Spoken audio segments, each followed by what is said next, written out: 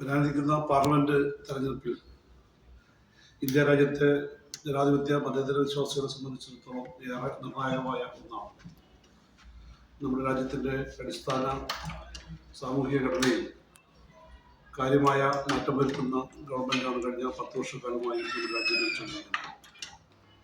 ഇന്ത്യയെ ഹിന്ദു പാകിസ്ഥാനാക്കി മാറ്റുന്നതിന് വേണ്ടിയുള്ള നടപടികളാണ് ഈ ഗവൺമെൻറ് കഴിഞ്ഞ 10 വർഷവും ഇന്ത്യ നടത്തുന്നത്.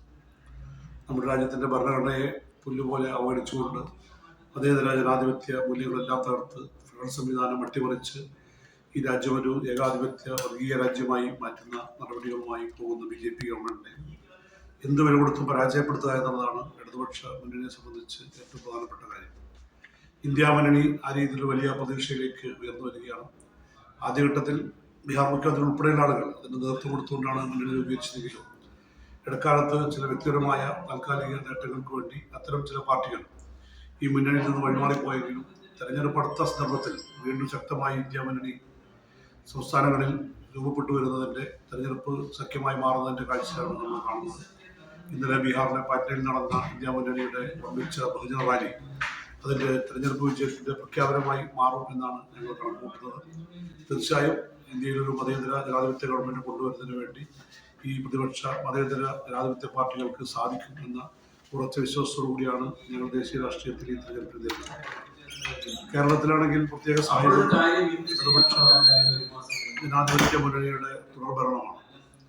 ഈ തുടർഭരണം സാധാരണ ജനങ്ങളുമായി ബന്ധപ്പെട്ട അവരുടെ ജീവിത പ്രശ്നങ്ങളിൽ കോവിഡ് പോലെയുള്ള ദുരിതകാലത്തും വെള്ളപ്പൊക്കം പോലെയുള്ള ഈ നൂറ്റാണ്ട് കണ്ട ഏറ്റവും വലിയ പ്രളയത്തിന് മുമ്പിലും അടിപതറാതെ ജനങ്ങളെ ചേർത്ത് നിർത്തിക്കൊണ്ട് മറ്റൊരു സംസ്ഥാനത്തിനോ ലോകരാജ്യങ്ങൾക്കോ ചെയ്യാൻ കഴിയാത്ത രീതിയിലുള്ള ഇടപെടലുകളാണ് ഇടതുപക്ഷ ജനാധിപത്യ മുന്നണി കേരളത്തിൽ നടപ്പിലാക്കിയത്. അതിൻ്റെ അംഗീകാരമാണ് 2022 തെരഞ്ഞെടുപ്പിൽ കേരളത്തിലെ ജനങ്ങൾ ഈ മുന്നണിക്ക് നൽകിയത്. എന്നാൽ അന്നു മുതൽ തന്നെ ഈ മുന്നണിയെ ജനവിരുദ്ധമാക്കി മാറ്റുന്നതിന് വേണ്ടിയാണ് കേന്ദ്ര ഗവൺമെൻറ് നിരന്തരം പരിശ്രമിച്ചുകൊണ്ടിരിക്കുന്നത്. നമ്മുടെ നാട്ടിലെ വാർത്താമാധ്യമങ്ങളും നിർഭാഗ്യവശാൽ ഓവർ ടൈം പണിയെടുത്ത് ഈ ഗവൺമെൻറ്റിനെ ജനവിരുദ്ധമാക്കുന്നതിന് വേണ്ടിയുള്ള നടപടികൾ സ്വീകരിക്കുകയാണ്. എന്നാൽ ജനങ്ങളുടെ നിത്യജീവിതത്തിൽ നൂറുകണക്കിന് അനുഭവങ്ങൾ കൊണ്ട് ഈ ഗവൺമെൻറ്റിനെയും ഈ മുന്നണിയെയും അവഗണിക്കാൻ കഴിയാത്ത മറക്കാൻ കഴിയാത്ത ജീവിതാനുഭവമായി മാറിക്കഴിഞ്ഞിട്ടുണ്ട് എന്നാണ് ഞങ്ങൾ മനസ്സിലാക്കുന്നത്. സർക്കാർ ആശുപത്രികളാണെങ്കിലും സർക്കാർ വിദ്യാലയങ്ങളാണെങ്കിലും ദേശീയപാതയുടെ വീതി കൂട്ടുന്നതുമായി ബന്ധപ്പെട്ടാണെങ്കിലും ഗെയിൽ വാതക പൈപ്പ് ലൈനും വിഴിഞ്ഞം പോർട്ട് ഉൾപ്പെടെയുള്ള മെട്രോ റെയിൽവേ അടക്കം വൻകിട വികസന പദ്ധതികൾ ഒരു ഭാഗത്ത് കൊണ്ടുവരുന്ന ഗവൺമെൻറ് പാവപ്പെട്ട സാധാരണക്കാരുടെ പ്രശ്നങ്ങളും പരിഹരിച്ച് മുന്നോട്ട് പോവുകയാണ്. ഇപ്പോൾ സാമ്പത്തിക പ്രതിസന്ധി സമാനതകളില്ലാത്തതാണ്.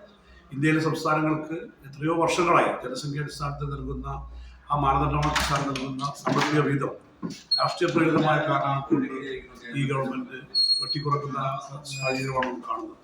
2022 നൽകിയ 57,000 കോടി രൂപ 2023 നൽകുന്നില്ല എന്നുള്ളതാണ് ഏറ്റവും അവസാനത്തെ പ്രശ്നം. അതുകൊണ്ട് തന്നെ സ്വാഭാവികമായ സാമ്പത്തിക പ്രതിസന്ധി ഉണ്ടാവുകയാണ്. നിരവധി ന്യായീകരണങ്ങൾ പറയുന്നുണ്ടെങ്കിലും ഇപ്പോൾ കേന്ദ്രമന്ത്രിമാർ തന്നെ ജനങ്ങളെ തെറ്റിദ്ധരിപ്പിക്കുന്നതിന് വേണ്ടി പറയുന്നത് ജനസംഖ്യ നിയന്ത്രണം വന്നുകൊണ്ട് കേരളത്തിൽ ജനസംഖ്യ കുറഞ്ഞു, അതുകൊണ്ട് കേരളത്തിൻ്റെ വീതം കുറഞ്ഞു എന്നാണ്. ശുദ്ധമായ തട്ടിപ്പാട് അല്ലെങ്കിൽ രാഷ്ട്രീയമായി കളവ് പറഞ്ഞ് പ്രചരിപ്പിക്കുകയാണ് BJP ഗവൺമെൻറ്റും മാധ്യമങ്ങളും ചെയ്യുന്നത്. നമ്മളെക്കാൾ കുറഞ്ഞ ജനസംഖ്യയുള്ള സംസ്ഥാനങ്ങൾക്ക്, ഇന്ത്യയിലെ 4-5 സംസ്ഥാനങ്ങൾക്ക് നമ്മളെക്കാൾ കൂടുതൽ വീട് നൽകുന്നതിന് എന്തുമാത്രം 2014 ഈ BJP ഗവൺമെൻറ് നരേന്ദ്രമോദി ഗവൺമെൻറ് അധികാരത്തിൽ വരുമ്പോൾ 100 രൂപ ഇന്ത്യൻ സംസ്ഥാനങ്ങൾക്ക് വീതം വെക്കുമ്പോൾ നമ്മുടെ സംസ്ഥാനത്തെ ഗവൺമെൻറ് ആ 100 രൂപ വീതം വെക്കുന്ന സമയത്ത് ഏതാണ്ട് 3 രൂപ 93 പൈസ ശതമാനം കണക്ക് നോക്കിയാൽ നമുക്കറിയാം. 100 രൂപ എടുത്ത് പരിശോധിച്ചാൽ 3 രൂപ 93 പൈസ ആയിരുന്നു കേരള സംസ്ഥാനത്ത് കിട്ടിയിരുന്നെങ്കിൽ ഇന്നത് 1.89.